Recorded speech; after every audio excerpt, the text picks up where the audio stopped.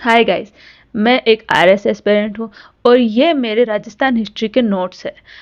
Video pause करके आप इनको अपने नोटबुक में लिख लेना और इसके आगे आपको इनका एक एक्सप्लेनेशन वीडियो मिल जाएगा। इसी तरह मैं अपने आगे के नोट्स के भी वीडियो अपलोड करती रहूँगी जो कि आप लोगों के लिए हेल्पफुल रहेंगे। Thank you.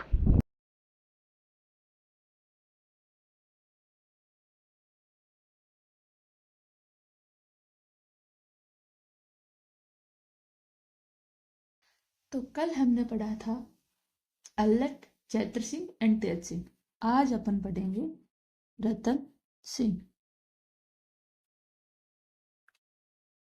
इनका कार्यकाल 1302 से 1303 तक है। 1 साल का ही कार्यकाल है। पहले ये समझना कि पहले ना एक सबसे बड़ा बेटा हुआ करता था। वो तो उसको तो साम्राज्य मिल जाता था, वो बन जाता था राजा। उसके लेकिन छोटे भाई जो भी होते थे उनको आसपास के 2 गांव, कईयों को 2 गांव, कईयों को 3 गांव, कईयों को 4 गांव, कईयों को 5 गांव, ये सब मिल जाते थे। तो ये छोटे भाइयों को मिलते थे। तो ये वाले इलाके के ये लोग क्या कहलाते थे? सामंत। ये इनके मतलब अधिकार में हुआ करते थे, मतलब इनको दे दिया करते थे कि भाई तुम 2 गांव संभालो, तुम 3 गांव संभालो। और इनके ये क्या कहलाते थे? सामंत। तो बड़े भाई को तो पूरा साम्राज्य मिल जाता, लेकिन इसके अंदर 2 गांव, 3 गांव, 4 गांव संभालने के लिए छोटे भाइयों को दे दिए जाते थे। तो रतन सिंह का एक छोटा भाई था कुंभकर्ण। कुंभकर्ण छोटा भाई था जो कि योग्य था, और वो एक छोटे से इलाके में गांव लेके रहना नहीं चाहता था। तो उसने रतन सिंह से कोई लड़ाई नहीं करी। ये अपने नया साम्राज्य कहाँ बसाने चला गया? नेपाल। इसने बोला कि मैं तो सामंत नहीं बनूंगा, मैं तो राजा ही बनूंगा। तो एक नई जगह गया, कहाँ? नेपाल। और ये जो अलग अलग जगह के सामंत हुआ करते थे ना, इनकी उपाधियां भी अलग अलग हुआ करती थी। जैसे ये यहाँ पर तो अब क्या लगाते थे, मेवाड़ में सबसे मेन राजा क्या लगाता था? रावल। मतलब मेवाड़ वाले क्या लगाते थे? रावल। तो मान लीजिए यहाँ के जो सामंत है वो लगाते होंगे राणा। तो अलग अलग जगहों के सामंत है वो अलग अलग लगाते थे। तो ये कुंभकर्ण जहां से जिस जगह का सामंत का बेटा था उसका वहां के लोग क्या लगाते थे? राणा। तो ये वहां पर जाकर गुहिल तो थे, ये थे ही थे, गुहिल तो थे, पर गुहिलों में भी अलग अलग शाखाएं थी। तो ये कौन सी शाखा से था? राणा। तो नेपाल में जाकर इसने राणा शाखा की स्थापना कर दी और वहां पर अपना शासन स्थापित कर दिया। फिर कौन आती है? पद्मिनी। पद्मिनी के बारे में तो आप सब लोग जानते ही होंगे, पद्मावत मूवी देखी होगी। तो ये वही पद्मिनी है, रतन सिंह की रानी। और ये कहाँ की राजकुमारी थी? सिंगल द्वीप की राजकुमारी थी, यानी कि श्रीलंका। इसके पिता का नाम गंधर्व सेन, और माता का नाम चंपावती। और राघव चैतन ने इसकी सुंदरता के बारे में जाके किसको बताया था? अलाउद्दीन खिलजी को। और ये जो सारी कहानी है मूवी में जो बताई गई है, ये वाली जो कहानी है, ये जो कहानी ये किसने लिखी थी? ये लिखी थी मलिक मोहम्मद जायसी ने 1540 में। और ये कहाँ का रहने वाला था? जौनपुर का रहने वाला था। और इसकी पुस्तक कौन सी है? पद्मावत। ये जो अपन को मूवी में कहानी देखने को मिलती है ना कि वो बहुत ज्यादा सुंदर थी, राघव चेतन ने जाकर अलाउद्दीन खिलजी के बारे में, खिलजी को उसके बारे में बताया था, अलाउद्दीन खिलजी फिर वो आक्रमण करने आया था उसकी सुंदरता के लिए। ये जो कहानी है ये पद्मावत में मिलती है कि वो श्रीलंका की थी। लेकिन ये वास्तविक रूप से देखें तो ये असली कहानी नहीं है, क्योंकि सिंगल द्वीप श्रीलंका इतना दूर, पहले कम्युनिकेशन इतना नहीं था, इतना जाना, मतलब ये एक काल्पनिक कहानी है। लेकिन ये जो भी कहानी है ये किस में मिलती है? पद्मावत में। और जो किसने लिखी थी? मलिक मोहम्मद जायसी ने। फिर है अलाउद्दीन फिर है अलाउद्दीन खिलजी ने चित्तौड़ पर आक्रमण कब किया था? 1303। इसके कारण क्या थे? तो कारण, सबसे पहले तो कारण था कि अलाउद्दीन खिलजी अपने साम्राज्य का विस्तार करना चाहता था। विस्तार तो करना चाहता ही था। उसने दक्षिण तक आक्रमण कर दिया था, तो चित्तौड़ एकदम दिल्ली के नाक के नीचे है, तो उस पर आक्रमण करना ही था। और उस टाइम देखो, ये दिल्ली, ये यहाँ पर गुजरात, ये यहाँ पर मालवा, और ये बीच में चित्तौड़। तो ये दिल्ली वाला यहाँ पर ये मालवा और गुजरात उस टाइम बहुत ज्यादा वो धन के स्रोत थे। तो यहाँ पर ये मालवा पर और गुजरात पर यहाँ का जो सम्राट हुआ करता था अधिकार करना चाहता था। तो ये यहाँ पर अधिकार करता, और ये जब जैसे ही वापस जाता तो ये लोग वापस युद्ध करके और अपना जीत लेते थे वापस। तो ये राजा क्या चाहता था कि अगर ये रास्ते में आता था चित्तौड़, कि अगर ये रास्ते वाला मिल जाए तो यहाँ पर मैं अपना कोई प्रतिनिधि बैठा दूंगा, तो ये यहाँ पर भी कंट्रोल करेगा और यहाँ पर भी कंट्रोल करेगा। तो ये ना मालवा और गुजरात के व्यापारिक मार्ग में बीच में आता था, तो ये मार्ग पर कंट्रोल करना चाहता था, ताकि यहाँ पर किसी प्रतिनिधि को बैठा दे तो यहाँ पर भी कंट्रोल कर पाए और यहाँ पर भी कंट्रोल कर पाए। और तीसरी चीज है चित्तौड़ है, वो चित्तौड़ का किला है वो बहुत ज्यादा सुरक्षित है क्योंकि वो एक पहाड़ी पर स्थित है, तो इसलिए उसको जीतना चाहता था। चौथी चीज है कि 1299 में ये गुजरात पर आक्रमण करने जा रहा था अलाउद्दीन खिलजी। तब वहां का राजा था समर सिंह, रतन सिंह का पिता। समर सिंह ने वहां पर जाते हुए उससे कर वसूल कर लिया कि तुम वहां यहाँ से मतलब रास्ते से गुजर रहे हो तो तुम्हें यहाँ पर कर देना पड़ेगा। तो अलाउद्दीन खिलजी बोलता भी है कि मैं तो सिर्फ रास्ते से गुजर रहा हूँ, मैं आप पे आक्रमण नहीं कर रहा, मैं तो गुजरात पे आक्रमण कर रहा हूँ, आपको कोई हानि नहीं होगी। लेकिन फिर भी समर सिंह बोलता है कि नहीं, यहाँ से तुम गुजरात जा रहे हो रास्ते से चित्तौड़ के, तो आप लोगों को कर देना पड़ेगा। तो वो भी उसको गुस्सा था।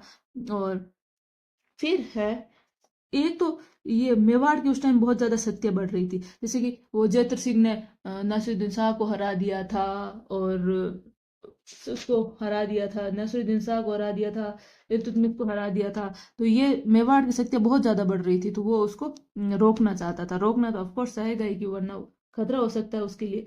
फिर सबसे लास्ट में रानी पद्मिनी की सुंदरता भी लिख ही देते हैं, मतलब रानी पद्मिनी की सुंदरता, ये सारे इनके कारण थे।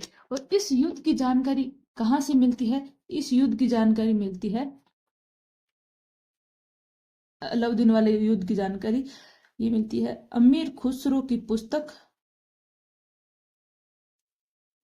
खजाइन उल फुतूह है, या फिर इसी का दूसरा नाम है तारीख अलाई। तारीख अलाई ठीक है, वो मान लेना आप लोग, टाइम ज्यादा लग रहा है। तारीख अलाई। फिर ये आक्रमण हो गया, आक्रमण कर दिया इसने। कई टाइम तक तो ये किले के अंदर बैठे रहे। जब ऐसा लगता था ना राजा को कि हमारी सेना बहुत कम है और दुश्मन की सेना बहुत ज्यादा है, तो राजा क्या करते थे, किला सुरक्षित होता था तो किले के अंदर बैठे रहते थे, बैठे रहते थे, बैठे रहते थे। तो दुश्मन यहाँ पर घात लगाए हुए बैठा रहता था, क्योंकि वो अंदर नहीं आ सकता, चित्तौड़ का किला बहुत ज्यादा मजबूत है। तो उनको पता था हमारी सेना बहुत कम है, सामने वाले की बहुत ज्यादा है, तो बाहर जाने का कोई मतलब नहीं है, तो अपन अंदर ही किला बंद, दरवाजे बंद कर देते हैं और बाहर वाले बाहर ही बैठे रहेंगे, बैठे रहेंगे। तो यूजुअली क्या होता था कि ऐसे लोग वापस चले जाया करते थे थक हार कर सेना। लेकिन अलाउद्दीन खिलजी डेरा डाले हुए बैठा ही रहा, बैठा ही रहा, कितने ही महीनों तक बैठा रहा। तो चित्तौड़ के किलों में खाना पानी क्या हो गया, खत्म हो गया।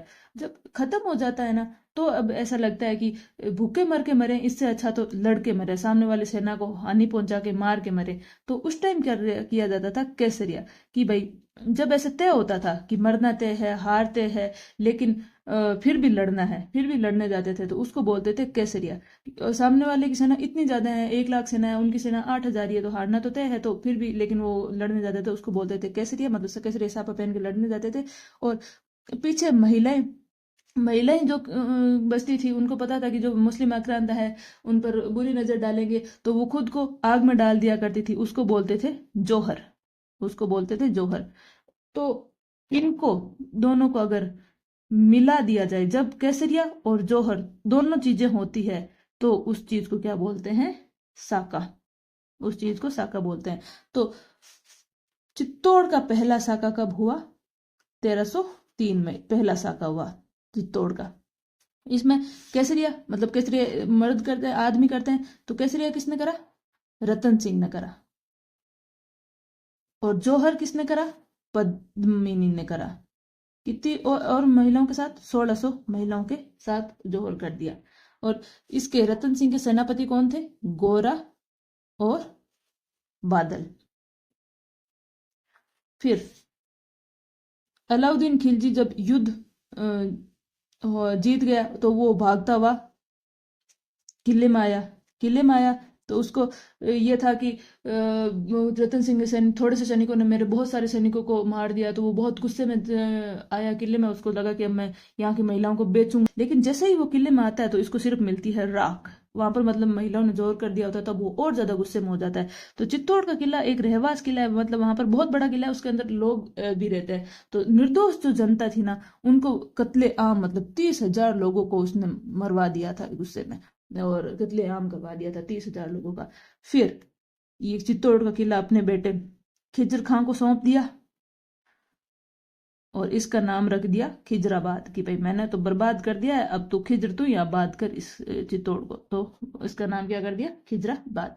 और चित्तौड़ का एक बार नाम खिजराबाद है, ये अपन को जानकारी कहाँ से मिलती है, ये एक 1325 का अभिलेख मिला है धाईबी पीर की दरगाह से, धाईबी पीर की दरगाह से।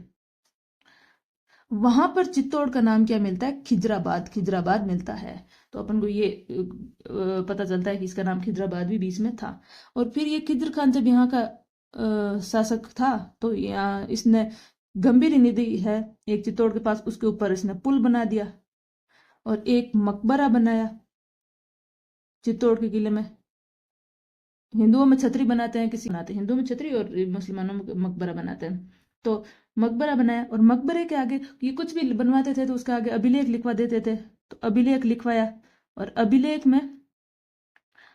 में किसकी तारीफ कराई, खुद के पापा की। खुद इसका खिज्र खान का पापा कौन था, अलाउद्दीन खिलजी। अलाउद्दीन खिलजी की तारीफ करवाई कि ये तो दूसरा सिकंदर है। ये मतलब एक तो पहला सिकंदर था जिसने दुनिया जीती थी, और इस दूसरे मेरे पापा है जो दुनिया जीतेंगे, ईश्वर की छाया है, ईश्वर की छाया की। और क्या बोला कि ये तो संसार, मेरे पापा तो संसार के रक्षक है। तो ये सब चीजें बोली कौन से मकबरे का अभिलेख में, किसने बोली, खिज्र खान ने। किसके बारे में बोली, अलाउद्दीन खिलजी के बारे में बोली। फिर है, फिर अलाउद्दीन खिलजी है, वो अपने युद्ध अभियान जारी रख रहा था, युद्ध जीत रहा था। तो 1311 में इसने जालोर को जीत लिया था, और वहां का जो राजा था कान्हड़ देव, उसको मार दिया था। और कान्हड़ देव का एक छोटा भाई था मालदेव सोनगरा, उसको गिरफ्तार कर लिया था। समझना, अलाउद्दीन खिलजी ने 1311 में जालोर, मतलब ये चीज बाद में पढ़ेंगे लेकिन अभी थोड़ी सी जान लो। 1311 में जालोर पर जीत लिया, कान्हड़ देव को मार दिया, और कान्हड़ राजा था, और कान्हड़ देव का छोटा भाई था मालदेव, उसको गिरफ्तार कर लिया। तो फिर खिज्र खां एक टाइम के बाद बोलता है कि पापा मैं यहाँ पर चित्तौड़ में बोर हो गया हूँ, मेरे को वापस दिल्ली बुला लो, मेरे को यहाँ नहीं रहना। तो अलाउद्दीन खिलजी बोलता है चल ठीक है तू आजा, और ये शासन किसको मैं संभालने के लिए दे दूंगा, मालदेव सोनगरा को सौंप दूंगा। और तब ये खिज्र का वापस चला जाता है, और ये चित्तौड़ किसको सौंप देता है, मालदेव सोनगरा को। और इसकी बड़ी बड़ी मुच्छें थी तो इसको मुच्छाला मालदेव भी बोलते हैं। तो ये हो गया अपना Chittor. Okay, thank you. Like share subscribe, और इसको आप नोटबुक में लिख लेना, और ये आपके लिए, आई होप ये आपके लिए हेल्पफुल रहेगा।